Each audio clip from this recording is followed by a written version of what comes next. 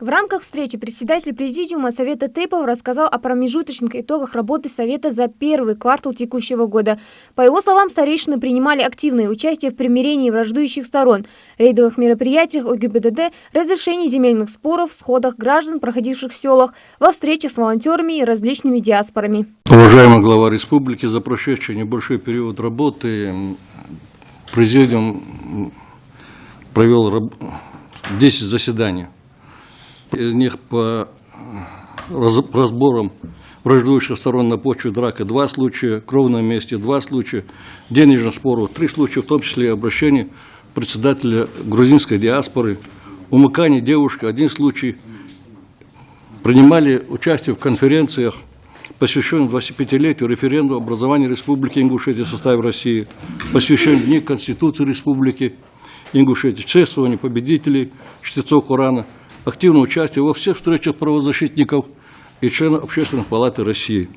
Дважды выезжали с проверкой по экологическим комиссиям и результат обсуждали на телевидении. Основной задачей Президиума считает свою работу по консолидации всех слоев населения Республики Ингушетия путем прямого диалога со всеми представителями диаспор, проживающих в нашей республике. Глава региона подчеркнул значимость работы, проводимой лучшими представителями ингушских фамилий в различных направлениях. По его мнению, данный общественный институт играет исключительно важную роль в вопросах духовно-нравственного воспитания подрастающего поколения, укрепления мира и согласия в обществе.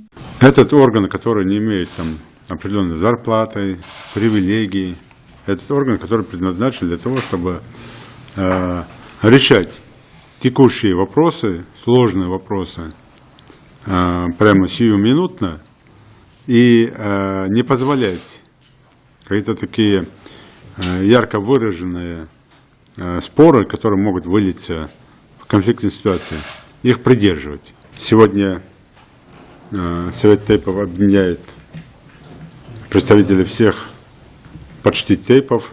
Есть у нас ряд ТЭИПов, которые не входят в Совет.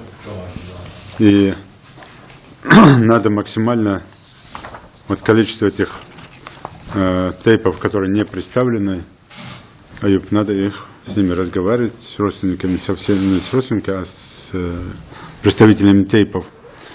И в Совет ТЭИПов должны входить представители всех фамилий республики. На это обратить надо очень серьезное внимание. Надо показывать людям, для чего существует, для чего предназначен Совет ТЭИПов. Когда люди увидят, что идет большая работа в плане решения многих, в том числе бытовых споров, вопросов, привлекая Совет ТЭИПов, они с большим удовольствием войдут в состав Совета ТЭИПов и будут делегировать своих представителей. Благодаря усилиям и каждодневной работе уважаемых старейшин урегулированы многие конфликты, связанные с обычаем кровной мести, разрешены межличностные споры на деловой, экономической и семейной почве. Он обозначил важность участия в этом процессе представителей всех фамилий, которые по разным причинам не представлены в Совете. Есть много вопросов, связанных в ТЭИПах. Это и наличие в составе всех ТЭИПов, представителей всех ТЭИПов, тех людей, которые не совсем правильно понимают правила игры, которые не дружат с законом, которые дружат с преступностью. Кто-то является наркоманом или наркоторговцем, кто-то является членом банд-подполья или желающим войти в ряды террористов, кто-то угоняет машиной. То есть есть много моментов. И здесь тоже ваша работа, она видна, и во многих вещах вы профилактическую работу проводите у себя в ТЭИПах. Еще один важный вопрос, который нужно решить при помощи старейшин, это духовно-нравственное воспитание подрастающего поколения. Глава отметил, что молодежь должна брать пример с авторитетных старейшин в вопросах решения споров и мирного урегулирования тех или иных проблем. Одним из важных вопросов это, конечно, духовно-нравственное воспитание нашей молодежи. Поддержание их в том состоянии, чтобы они не пытались смотреть на сторону в поисках лучшего советчика, в поисках лучшей жизни. Одним таким ярким выраженным моментом является то, что молодой человек или девушка, не слушая своего отца, свою мать, могут послушать чужого дядю и уйти в преступный мир. Вот для меня это, конечно, вызывает большое удивление. Наша молодежь – это, в общем, очень деликатная сфера, тем более университетская молодежь или старшие классы школ. Царца Бог бежуасага, тот, кто идет с ними работать, что-то им преподнести, что-то им рассказать, к чему-то их призвать, должен иметь определенный интеллект. Лиша саказвале, простой саказвале, университет, едешь баш болче, молодежь царь, амялдуцы, шкетби уджвасага, уровень шалис. Царь хотел же вопроса ответил, царь дадут, что хама шефу дух цалдаш. 10-классное образование, на двойке, на тройке, яха, дишавар, они не воспринимают. Ты исполнил, что сделаешь деликатно, царь Бог выполнишь, корто был шамхулцо.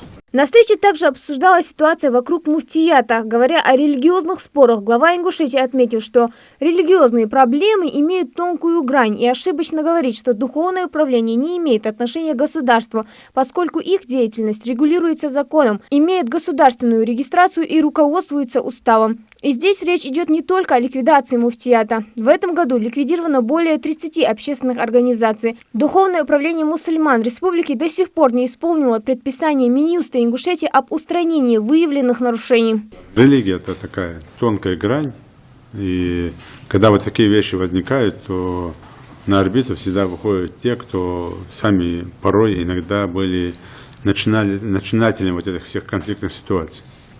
В том числе там представители и так называемых муфтиятов.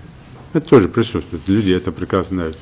Но как власть, как глава республики, я в эти процессы, конечно, вмешиваться должен очень осторожно. Почему и мое вмешательство как главы республики в процесс, когда я сказал свое мнение, объединило самого там Хамхоева вокруг его там некоторых людей. Там. И здесь не надо скрывать даже большинство имамов. Потому что они почувствовали, что есть какая-то угроза на их деятельность со стороны официальных властей. Поэтому я вас прошу, они все представители наших тейпов, собрать еще раз сесть тейпов и с каждым имамом проговорить эти вопросы. Я повторяю еще раз, без тесного взаимодействия с имамом власти очень сложно будет в селе работать, с учетом все-таки такой глубокой религиозности нашего народа. Но и без главы имам тоже не справится с этим задачей. Поэтому это вот такая спайка, дружная там группа, и имам, и глава села, и торг, и томат, они должны вместе работать. Мое решение, я уже сказал, и оно там, я не собираюсь его там дальше даже и обсуждать, и отменять. Действие самого Хамхоева, это на его личной совести, с учетом его богобоязненности, с учетом его понимания ситуации среди верующих и с учетом дальнейшего понимания самого там Корана и что предписано там и в Коране, и дал самому то есть это его уже личное дело, я там не хочу там, я не знаток этих вопросов, поэтому я там думаю, что сами священнослужители лучше здесь скажут. Но с точки зрения закона, когда говорят, религия отделена от власти, это не совсем правильно. Почему? Потому что с точки зрения закона есть общественная организация Духовный центр мусульман. Вот так называется. И если Духовный центр мусульман зарегистрирован и у нас, и в других регионах, неважно, где бы он ни был, в Министерстве юстиции Российской Федерации, а у нас это там наше управление, Министерство юстиции, они все равно привязаны к закону, правилам игры. И если там они регистрируются, то там они пишут какие-то свои обязательства, которые они берут на себя. И если они эти обязательства не выполняют, то Минюст имеет право их ликвидировать как общественную организацию, что сейчас и происходит.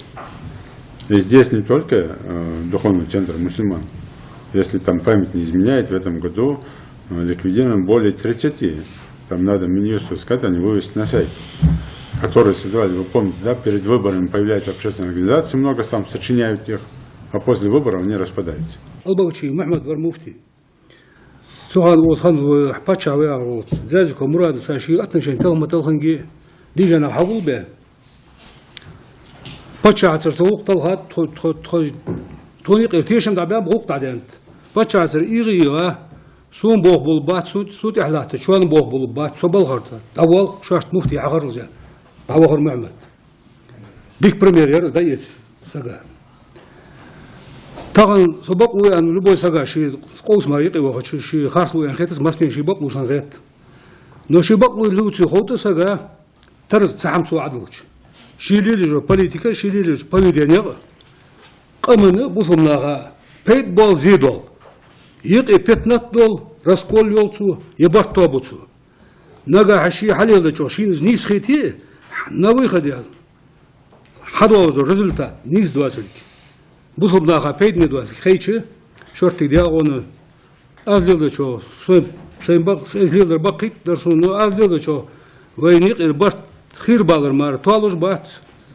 وبوصلناغا بيت بولش داتر سويق العوال دعاخو ديك خوچ دحدير يعني هوا حاقل دقيقة إيمان دقيقة ديك درجة شلا داره حتى إذا ظلم يخصص دري كل شيء يختوري باقي يختوري أغر ويتشك حتى دق أربع نخبه قارق دوخش بولنخ وخصوص ببا فنياخ درصوص ببا ظلم درصوص ببا عو برصوص ببا أغر شيء فتوايش شيء ريشيني حايش شيء إسبانينيش تناه ليل يوصل ظلم ده قارق دوخر وصق ولا صوت بيتعبها ديجاج ناغا يرتج ناغا أبشيستنيكز يرخاص عدوهن يل دال مقدت حنير عادلا مقدات حسات عوالين دالر مارت نسبة بوقويات عادلواتشن. Применение силы – это прерогатива власти. Ахмед Марзиев также подчеркнул, что нельзя допускать противоправных действий со стороны жителей республики, которые пытаются воспользоваться моментом в своих личных целях. Учитывая юбилейную дату со дня образования республики, а также года экологии в стране, Юнусбек Евкуров призвал к активности членов Совета тейпов и к более открытому общественному порицанию негативных моментов в жизни общества. По его мнению, они должны чаще участвовать в телепередачах, в решении межэтнических вопросов, присутствовать на сходах граждан в населенных пунктах. Хайс Добрева, Юсуп Ханиев, Рахман Цуров, Новости 24.